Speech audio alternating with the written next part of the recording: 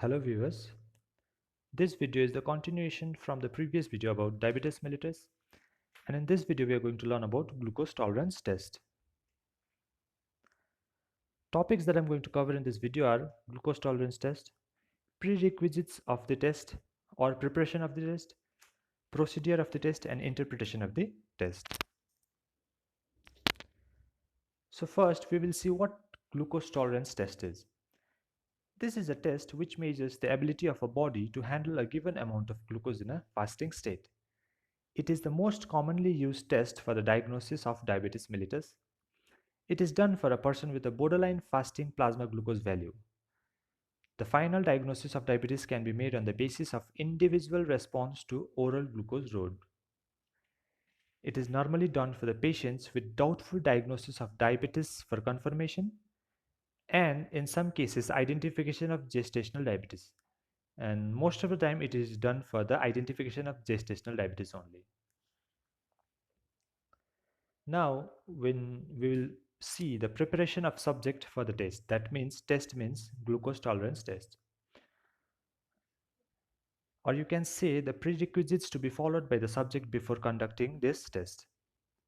The person, the patient or the subject should be taking carbohydrate rich diet for at least 3 days before the test, or you can say prior the test. And he or she should not be taking any drug that will influence the carbohydrate metabolism for at least 2 days prior the test. They should also avoid heavy and exhausting exercise or on the previous day of the test. They should be in an overnighting fasting state for at least 10 hours. And lastly, during the entire test, the person should be comfortably seated and should not be smoking and doing exercises. So this was about the preparation of the test. This was the 5 things that is to be taken care prior the test and also during the test. Now we will see the procedure for the test. This test is generally conducted in the morning time and the ideal time for the test is 9 a.m. to 11 a.m. Blood sample and urine sample are collected at fasting state. After that, the patient is given 75 gram glucose dissolved in 300 ml of water, which is to be drunk in about 5 minutes. Then blood and urine sample are collected at 30-minute interval for at least 2 hours. After that, all the blood samples are subjected to glucose estimation while urine sample are qualitatively tested for glucose. Now we will see the interpretation of glucose. And in the interpretation, we will be looking at the 3 different categories that are normal person, impaired glucose tolerance, and lastly, diabetic one.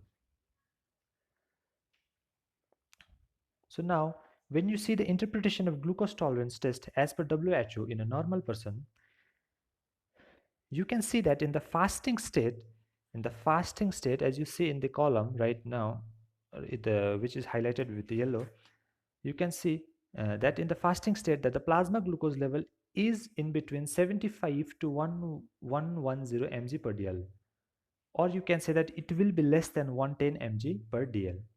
But after drinking the glucose solution as mentioned in the test procedure, the concentration increases and the peak value of 140 mg per dl is reached or achieved in less than an hour. And within 2 hours, the concentration of blood plasma glucose becomes normal. In the normal people, the glucose is not detected in any of the urine samples. So now when you see the graph at 0 minute, the concentration of glucose is less than 110 mg. And after taking the glucose solution, within 1 hour it reaches 140, and after 2 hours and within 2 hours the concentration of the blood plasma becomes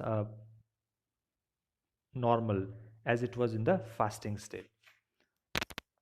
So it was about the interpretation of the normal person of glucose tolerance test.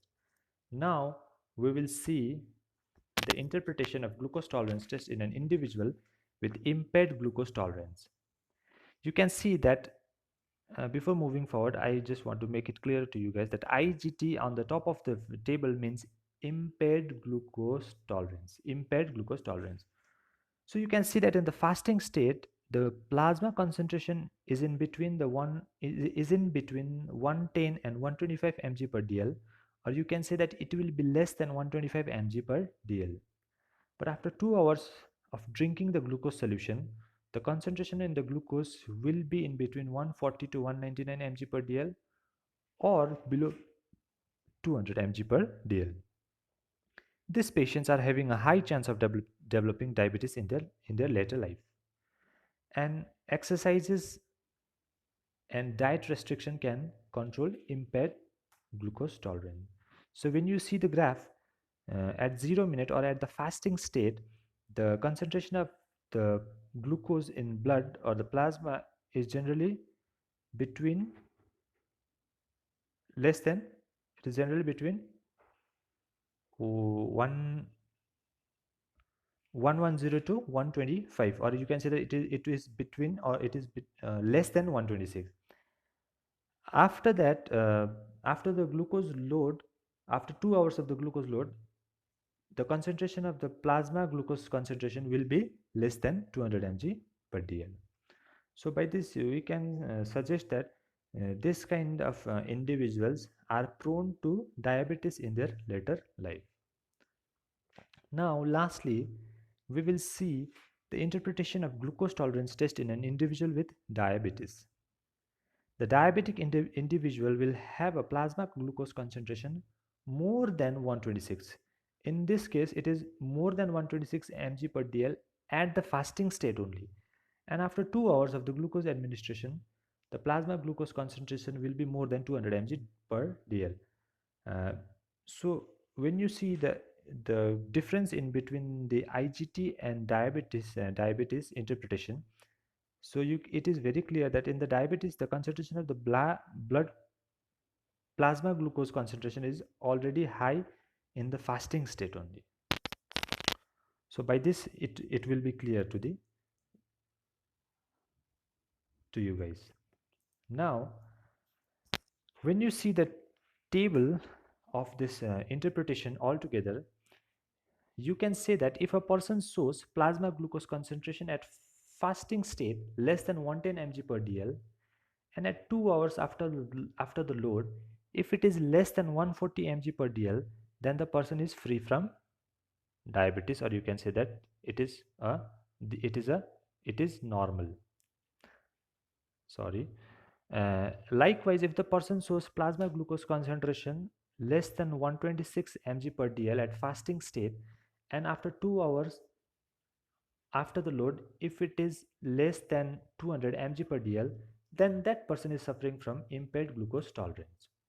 And lastly, if the person shows plasma glucose concentration at fasting state more than 126 mg per dl, 126 mg per dl, and after 2 hours of glucose load, the concentration is more than 200 mg per dl, then that person is suffering from diabetes.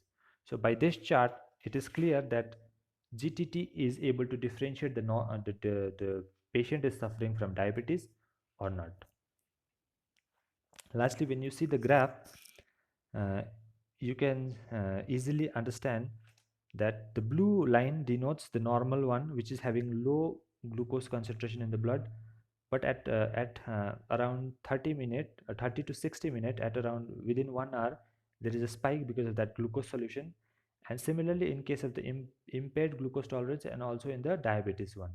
But when you see the glucose concentration of the diabetes, it is relatively very much higher as compared to the normal one, and in between these two lies the impaired glucose tolerance.